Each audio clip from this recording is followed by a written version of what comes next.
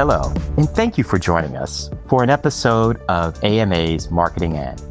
I'm your host, Bennie F Johnson, AMA CEO. In our episodes, we explore life through a lens of marketing, delving into conversations with individuals that flourish at the intersection of marketing and the unexpected. We'll introduce you to visionaries whose stories you might not yet have heard of, but are exactly the ones you need to know. Through our thought-provoking conversations, we'll unravel the challenges, triumphs, and the pivotal moments that have been shaped by marketing. Today, our special guest is none other than Rohit Bhargava. He is on a mission to inspire more non-obvious thinking in the world. He's a best-selling author of 9 books and a speaker on trends, innovation, and marketing throughout the world. Rohit has delivered keynotes and workshops in 32 countries and has changed the way that teams and leaders think at organizations such as the World Bank, NASA, Intel, LinkedIn, MetLife, Under Armour, Univision, Disney, and countless others, well-known organizations, changing their view and inspiring non-obvious thinking. Prior to becoming an entrepreneur, he founded 2 companies and spent 15 years leading brand strategy at Ogilvy and Leo Burnett, where he advised global brands on human behavior, marketing, and storytelling. Outside of his speaking and consulting, Rohit has taught persuasive speaking and global marketing courses at Georgetown University and is frequently quoted in global media. He also writes a monthly column on trends for GQ magazine in Brazil. More on that later. Rohit lives here in my community in Washington, D.C. with his wife, and he's the proud dad of 2 boys. He loves the Olympics. He's been to 5, and he actively hates cauliflower. We have to start there. So today, I'd like to welcome Rohit to the podcast. Thank you for joining us. Oh, thank you so much, Benny. It's a pleasure. Well, I really want to start not with cauliflower, but we'll come back to that because that seems a very specific, focus there. It is specific, but it's an easy answer too. Right. Well, we'll start with that. How easy is that an answer? What did cauliflower ever do to you? It's quantifiably disgusting. And so it's easy to hate. There's not much of an explanation for it. It just tastes terrible. And so I hate it. I mean, that's it. Well, I appreciate you standing by that. I will tell you that a couple weeks ago, I had a really incredible dish that was cauliflower, but I'll spare us with that conversation. It is though, I mean, to the topic of the show, it is a little bit of personal marketing, right? Because it's something people remember about me, and it's a quirky, odd fact, and it's personal. And so it does stand out for people. So I happen to believe it, but I also keep it there because it's a good kind of element of my personality. Well, I think it's fun when we talk about our backgrounds and our personalities. Often when I'm speaking and they read the bio, I'm like, who is Mr. Johnson? I don't feel like I know. I've been a part of those spaces. I attended those universities, worked at those organizations, presented those ideas, but it often feels like it's an artifice of who you really are. And in these kind of moments right there, like you said, it kind of tells a story. You were just mentioning that you recently were at South by Southwest. And one of the things that you do is kind of these 7 non-obvious spaces. Would this disdain for cauliflower fit that model? That to me is an element of what I think many of us are trying to do in marketing, which is bring our human side to this faceless thing. Right. And when we miss that in marketing, I think we notice it, and we feel bad about the things we're putting out because we know they're not very good. And what I talk about at South by Southwest isn't so much about that. It's really more about this way of thinking that I use the phrase non-obvious to describe, which is how do you see the things that no one else sees? Right. And, what led you to this space? It's been a real hallmark of your approach to the world, to marketing strategy and storytelling, this idea of the non-obvious. Where did it begin for you? Honestly, I think it started for me with working in a creative company and not really being invited into the creative discussions. Because most of us know in this world, and particularly if you've ever spent time in an agency, right, there are people who have the word creative on their business card. Right. And they're the ones who are supposed to be creative. Right. And everyone else is just sort of kind of supports to support everything that they're doing. And I remember being in that agency world and not having the word creative in my business card on in my title, and being bothered by that because I thought, I'm creative. Like I could be creative. I could come up with stuff, but I wasn't really part of that group. Right. And my solution to that was to try to identify new ways of thinking so that I could bring the sorts of ideas that could earn my place in that room, even though I wasn't supposed to be there.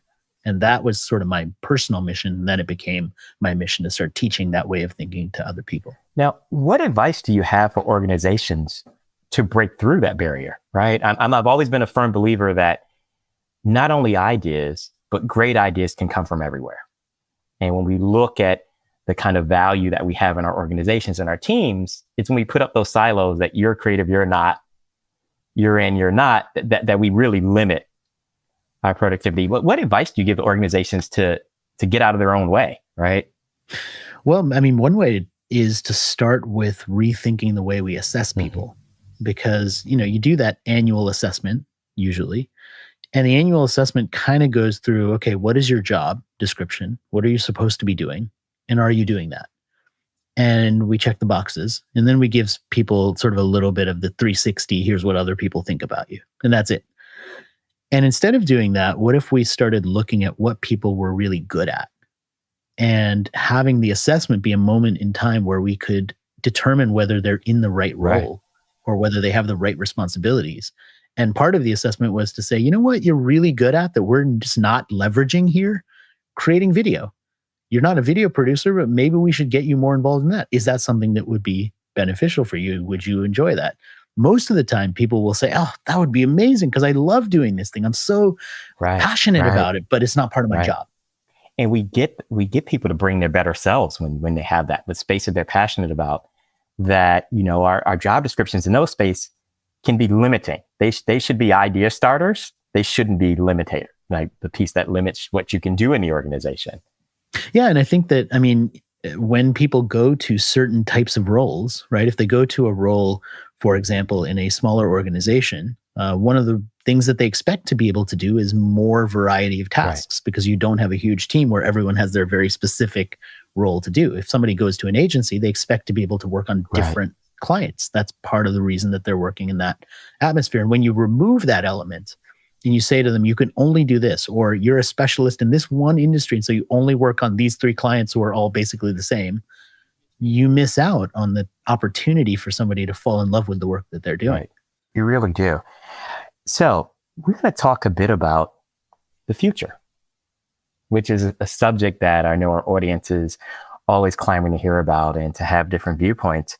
But what I love about, the research that you've done, the strategy and your approach is challenging us to think about this new future. So I'd love to talk about your recent book, The Future Normal, How We Will Live, Work, and Thrive in the Next Decade.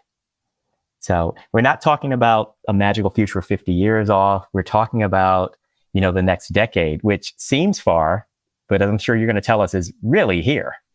Yeah, that's right. It's an interesting book because I've written a lot about the future. Some people listening might be familiar with the Non-Obvious Trends series, which I'd been doing for 10 years and producing this annual trend report. And then I sort of finished that project. It was a 10-year project, and I wrote the last version of that. And then I took a few years to do more research and kind of work in different spaces. I wrote a book about diversity in the meantime, sort of totally different topic. And then I went back and I found a co-author who's a self-described reluctant futurist like me. Right. And we both say reluctant futurist because a lot of times futurists are really focused on what's the potential future going to be 10 years from now. And then they basically share what are essentially guesses and scenarios based on some sort of insight. And what we wanted to do instead was describe the way that the world was right now and what could be a likely future based on that. So we say this future technologies and things that are shaping the next decade, but really the stories in the book are about things that are happening right now that will continue to accelerate. Right. So when you hear that whole cliche about like the future is right now, it sort of is because someone is doing something futuristic right now that it falls under the radar that a lot of times you don't hear about. And if we could spotlight some of those people, we called them instigators in the book. Okay. If we could spotlight some of those instigators, we could anticipate what they're going to be able to change that will drive a new, better future. One of the things you mentioned was kind of the motion of story in this space and building stories. So you've had a chance to travel, and it's an impressive number, 32 countries, and having a conversation. When you think about stories, narratives are something that tie us all together, that speak to our humanity. What are some of the lessons that you've taken from sharing and talking about stories across the globe? This is one of my favorite topics because we see a lot of attention on storytelling, and we see a lot of people say, well, you just need to become a storyteller. And you also see a lot of resistance from people because they say, well, I'm not a storyteller, like I'm a professional that thinks in this way, or I'm not a performer, or I just don't. Stories feel like maybe a distraction sometimes because we're telling this long rambling story before we actually get to the point, and people kind of see through it.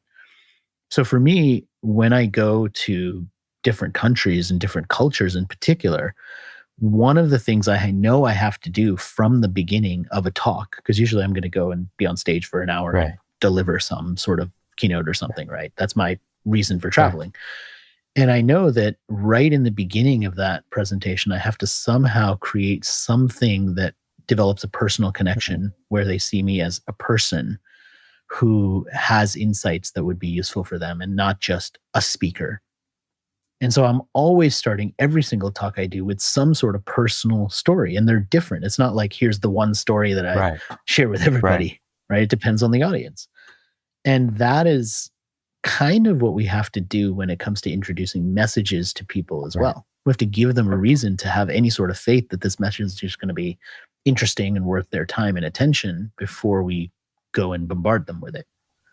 So when you think about, the cultural norms that you embrace when you're coming across, are there any keys to delivering that authenticity in story?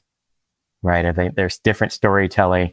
A story being told in the US is different than a story being told in Japan, is different than a story being told in South Africa in some respects. But in some respects, there are some commonalities. Are there any go-to tools, tips, or advice that you would give to our audience as to how to kind of narrow in on, delivering impactful stories? How much time do we have? I would say, making the assumption that the majority of listeners will be American or coming from, Western culture. The first thing that I would say is avoid the temptation to make a introduction story about how you were the hero. Because we tend to be very self-focused in American culture, and we want to hear the story of overcoming. Right. And the non-egotistical way to do that in American culture is to tell a story of how you really struggled before you became the hero. But it's still egotistical because you're still the hero. And in a foreign culture, a lot of times that just doesn't work because it demonstrates that you're just a little bit more American than they anticipated you would be. Right. And that's not really the ideal way to connect with an audience because their culture just doesn't operate like that. So if you can find a story where you lifted someone else up, where you were part of something bigger than yourself, and therefore you achieved some sort of victory, not because you achieved it, but because we achieved it. Right. That can be a much stronger opening that then builds more connection in another culture. So a lot of times the story I might use in an American keynote would be different than if I knew I had a really big international audience. And the second thing is, which may be perfectly obvious, talk half the speed you think you should talk. Right. Because if you just present slower than all other speakers, you will immediately come out way ahead. That's a great tip there. And really interesting about the focus on the individual versus the focus on we. And I think that translates when we think about brands as well. Because often we're introducing our brands through the same narrative of message and story. Are we introducing the brand as, focused hero, or are we pitching the brand as community lift? Yeah, that's right. And we do talk a little bit about the cultural differences required in certain messages, but it can be really tough to deliver on because it feels like you're not relaying the brand, because brand is all about consistency. Right. And nuances and those sorts of details feel like they can be a distraction from consistency. So that can be tough. Right. But it's in that nuance. Like you said, it is tough, but I think it's really rewarding for brands who get that right, who put the time and energy. Yeah. I think about franchise models, right? Where you actually play with that tension between an overall brand architecture and structure with thinking about proximity and local culture and conversation, so that your brand experience is slightly different in Washington, D.C. than it is in Brussels.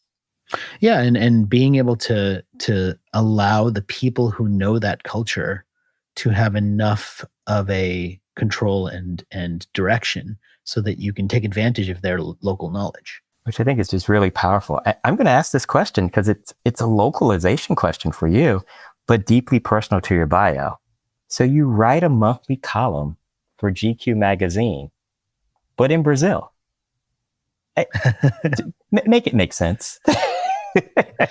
Yeah, so that I did that for a while. I don't actually write that one anymore. Now I started writing a monthly column for Inc. magazine here in the US. But the way we did the one in Brazil is that I would share ideas, and there was a journalist in Brazil who would actually take them and translate it into Portuguese and then sort of help turn that into an article. And they did that for, I think, about a year. So that's how we actually logistically did it, if that's what your question was. It's just, I love it because it's completely non-obvious, right? That there would be a trend conversation in GQ as a magazine with you in Brazil, like that. Just reading those words aloud make you pause and go, okay, right? And from a bio perspective, I need to know more, right? Of how this happens. Right. But what's interesting is that you've had a career of being able to speak on trends, which I know we talked about being a reluctant futurist, but trends are really more being a pragmatic futurist, right? You've been able to spot what's happening today as a driver for what it may be tomorrow. How is that work and that space and being kind of a speaker on trends? How has that shaped your own kind of work and narrative? Well, I think what I end up doing is what a lot of people in marketing are often doing, which is observing human behavior, right, and trying to understand why people do certain things. And for me, the extreme version of that, which is beautifully related to the way that I get to work, is that I'm constantly taking deep dives into industries that aren't mine. Okay. So, for example, I'll do a keynote for a heating and air conditioning company. And in preparation for that, I'll go on a service call with a heating and air conditioning repair person. And I'll see exactly what that experience is.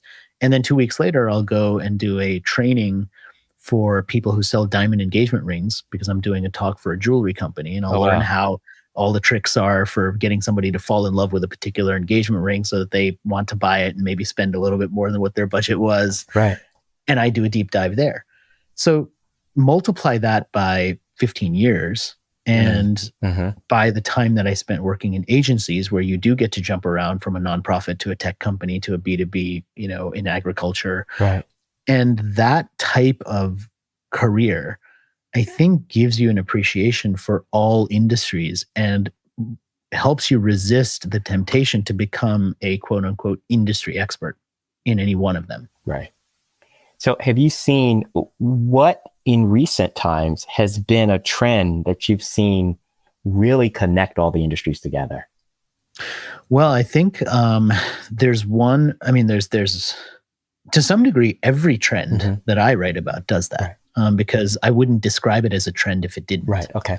Because a lot of times people say, well, the trend is this, and it talks about a platform. So they'll look and say, okay, Discord is a trend, or like TikTok is a trend. And those aren't trends. They're just platforms that allow people to communicate in certain ways. And they become popular because people because of something human, Right. right? People enjoy short form content or something like that, and that might be the reason for it. So when I think about trends and I look at them across different industries and different areas, right? So for example, the growth of immersive experiences that people want to, because of a number of societal factors, right? The growth of loneliness as an epidemic, right? Which people have written about and talked about. The fact that now with remote work, one of the things that all the research is showing is the more we work remotely, the less opportunities we have for intergenerational and interracial friendships, which often start at work, not through your friend circle. So if you are friends with somebody who's 30 years older than you, chances are you met that person at work. And if you no longer go into work, then maybe those friendships don't happen as easily. And now we lose that connectivity between unusual friendships. Right. So you look at those factors and you say, well, people want immersive experiences. So how is that affecting events? How is that affecting entertainment in terms of, you see new forms of entertainment coming, like Black Mirror tried that whole Bandersnatch thing where they kind of allowed you to control the narrative and see where you were going to go. That's one example. ABBA doing their huge stadium in London where they have the virtual versions of the Swedish pop stars, and you can watch the virtual versions performing alongside a real band. That's another version. The haptic bodysuits that we saw at CES, where you could wear the suit and feel the knife going through your sternum, like as you're playing the game, like that's another example. So these are all different industries, right? But what they all connect to is this desire to have more immersive experiences and travel. You could have all sorts of travel experiences that people are now doing that also relate to that. So that's where you start to see, okay, this is happening in travel, this is happening in media, this is happening in gaming, this is happening in, in live events. And when you put those things together, the trend is towards more immersive experiences. So that's kind of how you fit the pieces together. Which I think is a really important distinction, right? The platform, the technology, and the tool are not the trend. They're just kind of the resources or the expression of the trend. As you mentioned before, it shows up in what makes sense in Europe. If you're in the restaurant industry, it's, a chef's table that's in the space that's farm to table. If you're in, gaming, it's another type of experience. And if you're in automotive, it's, the way in which auto shows have changed, where you have a space where you but they're all about that other connection point, which I think is really, really powerful.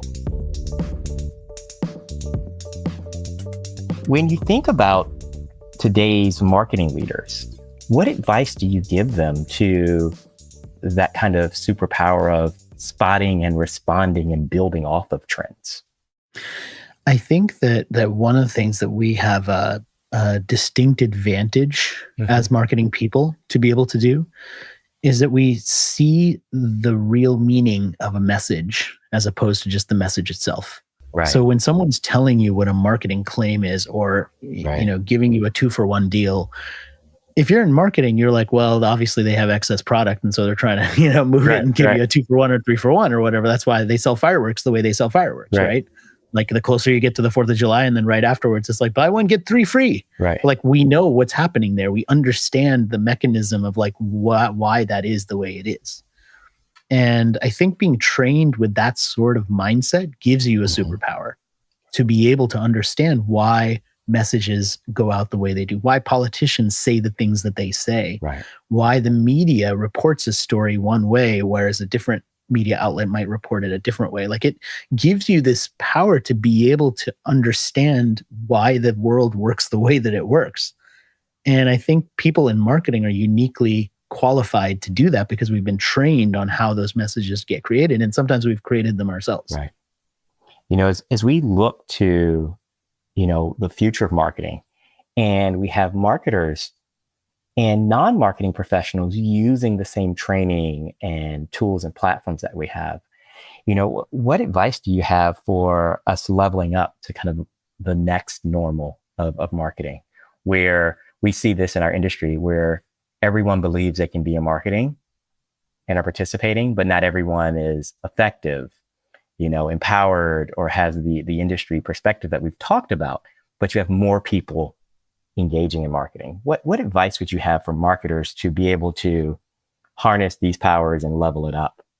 Yeah, I think that one of the things that marketers need to do to prepare for this future is maybe stop focusing so much on the output and think more about the strategy, because that's what we as Right. humans are really going to continue to do, and that's what's going to be in demand. So generating a bunch of images or being executional in that Right. way is something that AI is going to make faster and faster, and eventually probably take on altogether with minimal direction. So the more strategic we can be, I Right. think the more prepared we'll be for that future. I think you're absolutely right. Something that's interesting, you posed this language earlier, and we talked about the role of marketing and your role at looking at human behavior. We think about human behavior is really not a static pace. It's a space that kind of leads to change. What changes are you seeing in human behavior that will change the way we market? We think about our consumers a little different today in 2024 than they were in 84. Yeah. Than they were in 54, right? I mean, I think they are. It's one of the fascinating things I did actually with my son, who's now studying marketing. He's in college and he's studying marketing. Is we were on a panel together at CES, and the topic of the panel was speaking Gen Z. And so I could talk about it as a marketer, and he could talk about it as a member of the Gen Z generation. Right. And what was fascinating was how he was talking about the way that they consume information and how quickly they can consume and understand information, and therefore how much they expect information to be presented to them in that way. Right. But also the corresponding potential loss of mastery, potential loss of deep diving into certain topics. Right. And I've never believed this whole idea that like, oh, the attention span is totally dead and people don't pay attention, because people still binge watch TV shows for 10 hours, 20 hours. I mean, if attention was truly dead, no one would binge watch anything. Right. So the thing is, the bar has become higher for what people pay attention to. And it was just fascinating generationally how that's changed. It's so true. I think about that. So I'm going to put a pin in this moment to give you dad props for that, for having the father-son, that's the dream over here with my teenagers now, that to have that conversation. But I think you're right. The bar has changed and the gate's been changed, right? Because you go into it and the belief that, the attention's not there. But you said the facts show it, the way we binge, the way we stream. There's just a higher gate to jump into what we care about to give our binge attention. Yeah, I think that is true. And I don't think that's only true for young people. Yeah. To our point, I think I look at my parents' kind of interaction space in there, and they have options and choices that they didn't have when they were our age to go in, and what brands, what experiences, what shows, activities I'm going to be a part of, and they can vote with their time and attention. When we think about that as a challenge for marketers, what advice would you give for marketers who are up against this, right? And we're often, as marketers, we're on the cutting edge of these conversations. Our team members, our audience, our executives, and our organizations are looking to us to help navigate. What comfort, challenge, or concern would you offer? Well, the first thing I would say is stop believing that the amount of time attention you get equates to a successful marketing message. Yes. Because sometimes giving somebody the information they want much more quickly, example, somebody goes to a restaurant website to find out the phone number so they can call for their takeout order.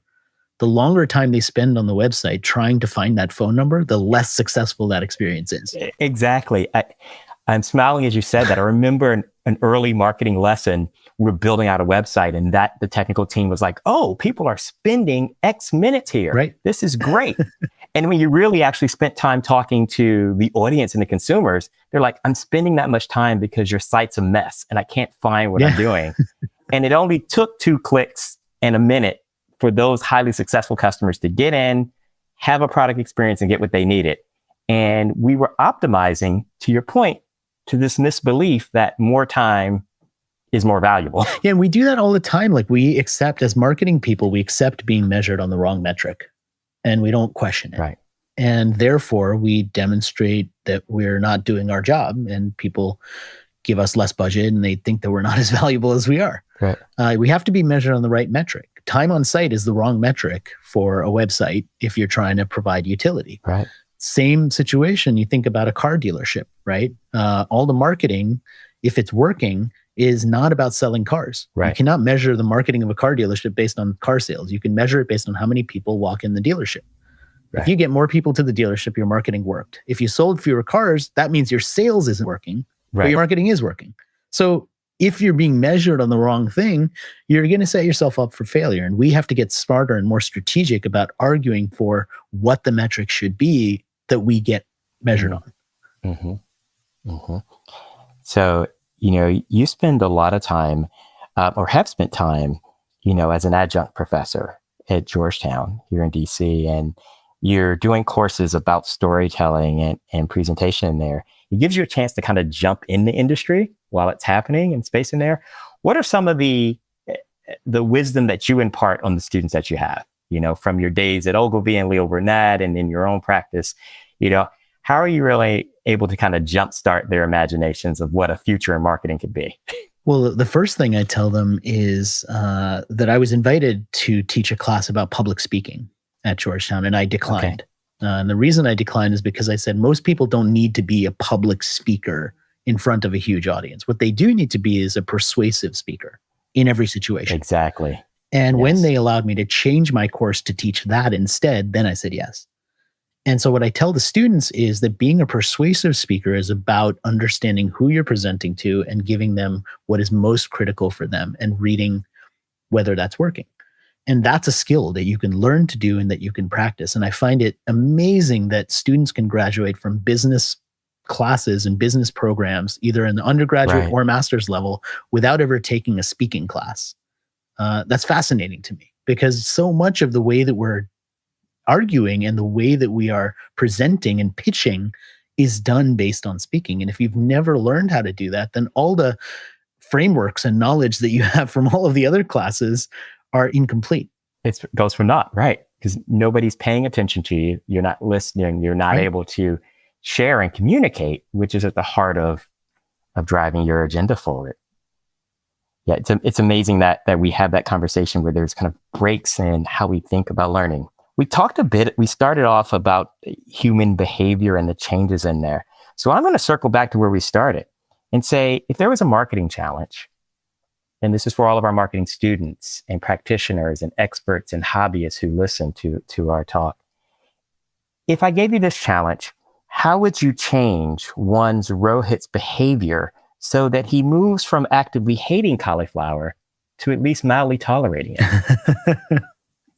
So here's my answer to that. And I think it's a good instruction for marketers. And I'll give you a very real example of a moment when I was there. There are things you can change and there are things that you can't, right? And I was working on a big brand marketing campaign for orange juice. And this was years ago.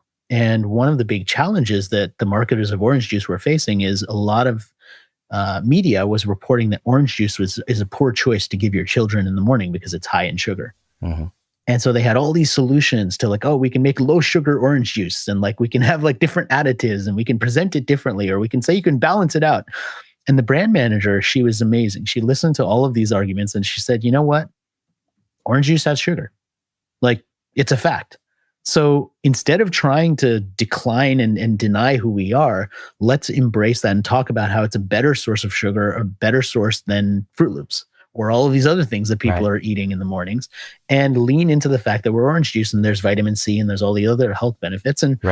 And she also said something that really stuck with me. She said, some people don't like orange juice. And it's not your job as the marketer to convince somebody who hates something to become somebody who would eat it. It's your job to convince the people who already like it to, have more of it. So, no marketer should try and convince me to eat cauliflower. That's a waste of your time. You should instead convince the people who like cauliflower that it could be turned into rice or some other idiotic thing that they're doing now, and have them buy that. And now you're upselling people on having more cauliflower in their diet and living a less fulfilling life. But they're the target audience, right? They're the people you should convince, not me. Right. Which allows us to go back to these all reinforce, doubling down on where we have positive energy.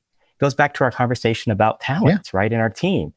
Instead of spending our time trying to be better at the things we're absolutely horrible at and make us feel bad about ourselves and our space, double and triple down on the things that bring us joy, impact, and power, right? When you think about that as the staff and the team member, if you have somebody who could be an incredible storyteller or video, and we're spending all their time in accounting, we have an opportunity there to switch out. And the organization and the function will benefit from having that space. So I love the metaphor of that in the space. And at that note, I'll take the note. We'll stop trying to convince you to eat cauliflower.